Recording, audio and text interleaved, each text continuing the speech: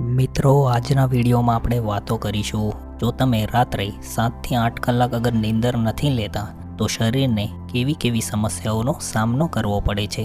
તો આજના વિડીયોમાં આપણે જાણીશું ઊંઘ પૂરતી ન લેવાના કારણે થનારા શરીરને લક્ષણો તેમજ ડૉક્ટરની સલાહ આપણે ક્યારે લેવાની છે અને નીંદર આવવાના અમુક ટિપ્સ ઉપર. તો વિડીયોને શરૂ કરીએ.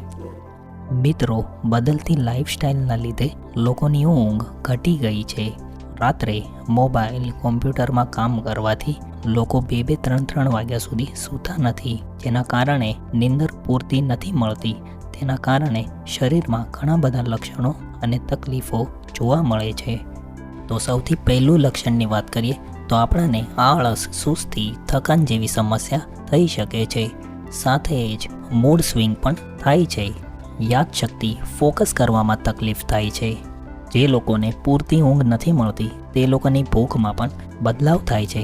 ભૂખ આમાં નથી લાગતી તો અમુક લોકોને વધારે પડતી ભૂખ લાગે છે. સાથે જ વજન વધવાની સમસ્યા પણ થઈ શકે છે. પૂરતી ઊંઘ ના મળવાના કારણે દિલથી થનારી બીમારીઓની સમસ્યાઓમાં ખતરો વધી શકે છે. આપણું ઇમ્યુનિટી સિસ્ટમ પણ કમજોર બની જાય છે. આંખોની નીચે કાળા ધબ્બા પડી જાય છે. માથું દુખવું, પાચન સંબંધિત સમસ્યાઓ, આ બધું ઊંઘ પૂરતી ના લેવાના લક્ષણો છે. હવે વાત કરીએ સારી ઊંઘ માટે આપણે શું કરી શકીએ છીએ. તો મિત્રો, રોજે એક જ સમય પર સૂવો અને સવારે એક જ સમય પર આપણે ઉઠવાનું છે. તેમજ દિવસ દરમિયાન નાની મોટી કસરતો 30 થી 40 મિનિટ સુધી કરવાની છે. સૂતા પહેલાં શાંત વાતાવરણ બનાવો. બેડરૂમમાં અંધારું, તેને શાંત અને ઠંડો રાખો. સૂતા પહેલાં એલ્કોહોલ, કેફીન, ચાનો ઇસ્તેમાલ ન કરો. આ બધું પીવાથી તમને ઊંઘની સમસ્યા થઈ શકે છે.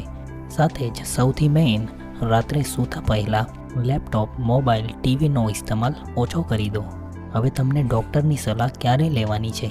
જો મિત્રો, લાંબા સમય સુધી તમને ઊંઘ નથી આવી રહી તો તમે તમારા નજદીકના ડૉક્ટરની સલાહ અવશ્ય લેવાની છે. નહીં તો આગળ ચાલીને આ એક મોટી બીમારીનું કારણ બની શકે. તો વિડીયો સારો લાગ્યો હોય તો આને લાઈક કરો, શેર કરો. તો મળીએ નેક્સ્ટ વિડીયોમાં. જય હિન્દ.